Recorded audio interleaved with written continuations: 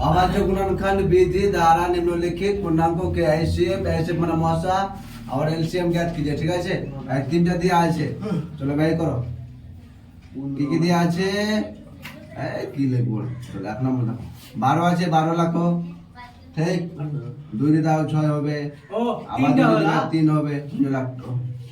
এটা 15 3 দিয়ে দাও 3 বাঁচা 15 আর হবে না 21 আছে 3 সাথে 21 আর যাবে না ঠিক আছে এখানে দেখো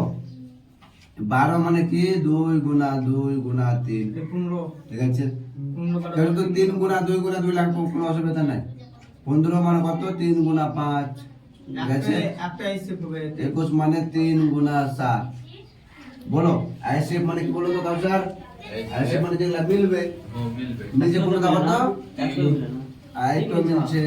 3 মিলে না এমন করে ঘেরবা না আইসিএফ বরাবর কত হলো ওইদিকে দেয়া আছে তাও এটা হবে করবা মানে মিললে হবে হলো এলসিএম মানে কি যেগুলা মিলেনি আইটো মিলেনি आई भाई बैठ गए पूरे पानी से 5 মিলেনি 8 ক্লাসে 7 মিলেনি ঠিক আছে এবার দেখো এখানে এক তিনটা মিলে আছে না তিনটার বদলে আপনি 3 আছে তো 3 নিলাম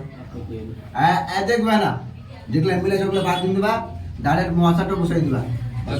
দুই দুই আছে তো এক লাইন डायरेक्ट लॉस से लिख लिए पिन दे डायरेक्ट হ্যাঁ দেখো লসে দেখো গুণা 4 এটা পাশে 20 কে 7 দিয়ে গুণা করবে কত হবে 140 140 কে 3 দিয়ে গুণা করবে 442 440 হবে ঠিক আছে কত হবে 420 চলো বলো কি বলছো ওই পাঁচের কাছে সবই জানো। পাঁচের কাছে দুই। আবার যোগন না ওই এখানে দুই মিলে থাকে? ও যদি দুই তো দুই থাকে তো 2 মিলে গুণবা দুই দুই মিলিয়ে 3 লাইনে যেমন মিলে 3 লাইনে ও সবই আবার যোগন হবে ওকে মোর লস করব 17 23 আর 29 আইডু লাখ আইডু দেখো দুই নম্বর দেখো বুঝাই দিছি 17 আছে কি না 17 যাবে না 17 দিয়ে যাবে 17 কে 17 হলো 23 इसके 23 23 के 23 29 29 के 29 ठीक है তাহলে ঠিক আছে আবার 17 মানে কি 17 গুণা 1 23 মানে কি 23 গুণা 1 এক মিনিট 29 মানে কি 29 গুণা 1 ঠিক আছে আইসে কত হলো আইসে বুঝলো 1 লসা কত হয়ে যাবে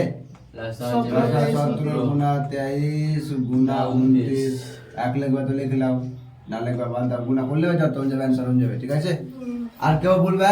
কি এখানে 17 কেউ মনে ভাবিলবে কি আমরা লসা তো যাবে না আইটো যাবে না তো লসা যাবে তো 1 হবে লাস্টে ঠিক আছে যার লসা যাবে না ওর মশা 1 হবে